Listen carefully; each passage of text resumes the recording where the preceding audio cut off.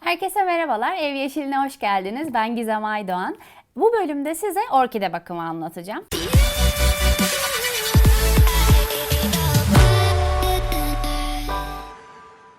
Kısaca orkidelerden bahsedeceğim, nasıl bitkiler olduklarından. Ondan sonra da dikkat etmeniz gereken birkaç şey söyleyeceğim.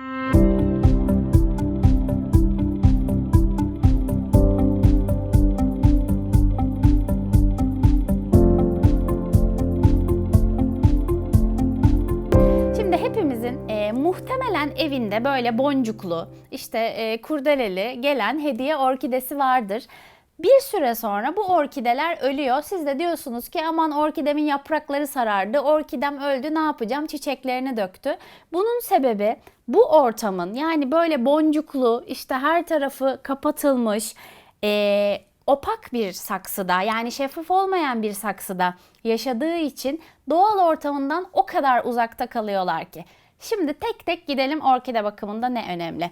Birincisi orkide toprağı. Orkide toprağı, orkidenin doğal ortamındaki ağaç kabuklarına benzer. O yüzden gidip orkide toprağı satın aldığınız zaman, size şuradan göstereyim, ağaç kabuklarından oluştuğunu fark edersiniz. Çünkü orkide epifit bir tür bitki. Epifit ne demek? Başka bir ağaca tutunan ama kesinlikle asalak bir yaşamdan bahsetmiyoruz. Yani onun besinini, vitaminini, mineralini almayan, yapraklarıyla, hava kökleriyle, havadan ağacın dallarındaki, kabuklarındaki vitamini bir şekilde alan bitki demek. Epifit bir tür olduğu için de bizim bildiğimiz bir toprak ihtiyacı yok. Dolayısıyla orkideyi kesinlikle ve kesinlikle bitkisel torf karışımlarına dikmiyoruz. Özel orkide toprağı alıyoruz.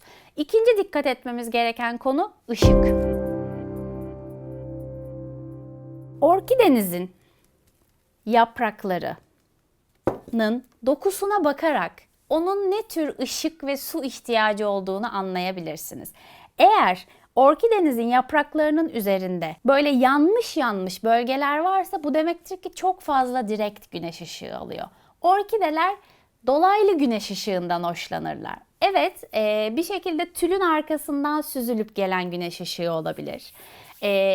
Salonunuz çok aydınlıksa, eviniz çok aydınlık bir taraftaysa, gün boyu gün ışığı alıyorsa bir şekilde biraz daha camdan uzaklaştırabilirsiniz. Dolayısıyla ne dedik? Direkt olmayan güneş ışığı gerekli. Çünkü direkt güneş ışığı yapraklarında sararmalara, solmalara sebep olacaktır. Orkidem soldu, yaprakları sarardı, kökleri çürüdü, ne yapacağım diye soruyorsunuz.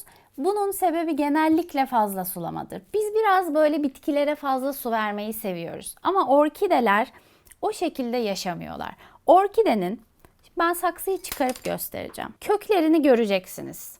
İçerisinde ve dışında dışarıya çıkmış hava kökleri var.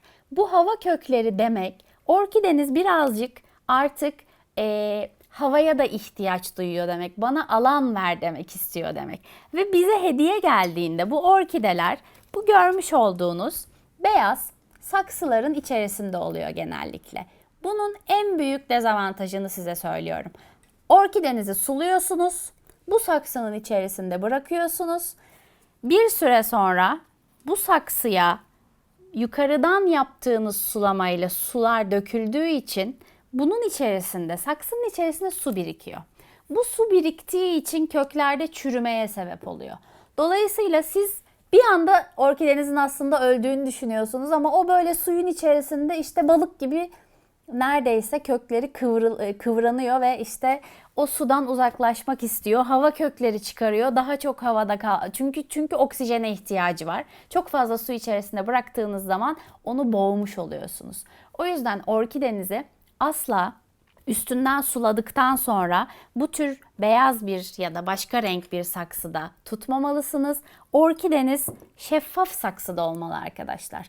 Bunun altına bir tane tabak koyun ya da daha geniş şeffaf orkide saksıları var. Onu size göstereyim. Bu tür bir saksı orkide için çok uygun. Hem altında delikleri var. Yine altına tabak koyacağım.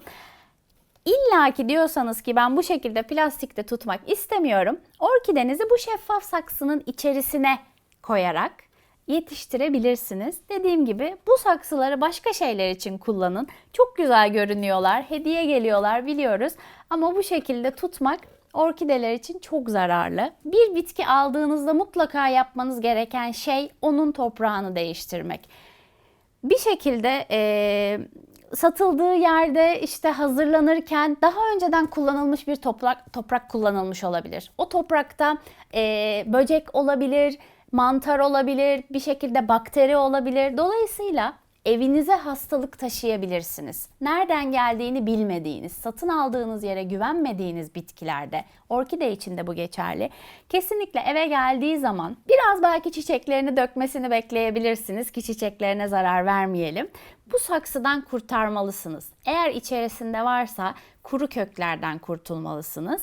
Ve dediğim gibi orkide toprağı koyarak o şekilde dikim yapmalısınız.